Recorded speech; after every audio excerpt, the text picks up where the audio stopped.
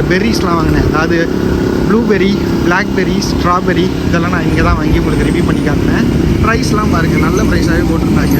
நீங்கள் சப்போஸ் இந்த Columbus square பக்கத்தில் தங்கியிருந்தீங்கன்னா தாராளமாக இந்த கடைக்கு வாங்க. இங்கே பாருங்கள், கொய்யா பழம் பாருங்கள், எவ்வளோண்டு கோழி குண்டு சைஸில் தான் இருக்குது. ஒரு பெரிய நெல்லிக்காய் சைஸில் இருக்குது. $2.5 ஒரு பேக்கு.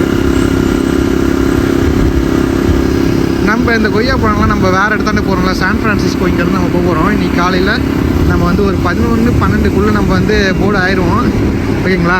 அங்கே நான் போயிட்டு உங்களுக்கு எல்லாத்தையும் காட்டுறேன். நியூயார்க்குக்கு இப்போ நம்ம ஒரு குட்டி பாயை சொல்லிவிட்டு நம்ம கிளம்பும்போது ஹாஸ்டல் உள்ளே போயிட்டு நான் உங்களுக்கு வேறு என்னென்ன ஃபெசிலிட்டிலாம் இருக்குது. ஹாஸ்டலில் நான் உங்களுக்கு சொல்லியிருப்பேன் நடந்து வரும்போது ஹாஸ்டலில் என்ன ப்ராப்ளம்ன்றதை சொன்னேன். ஆனால் ஹாஸ்டலில் இன்னொரு நல்ல விஷயமும் இருக்குது. என்ன நல்ல விஷயம்னு பார்த்தீங்கன்னா, என்னது உங்களுக்கு வந்து ஜிம் ஃபெசிலிட்டி இருக்குது.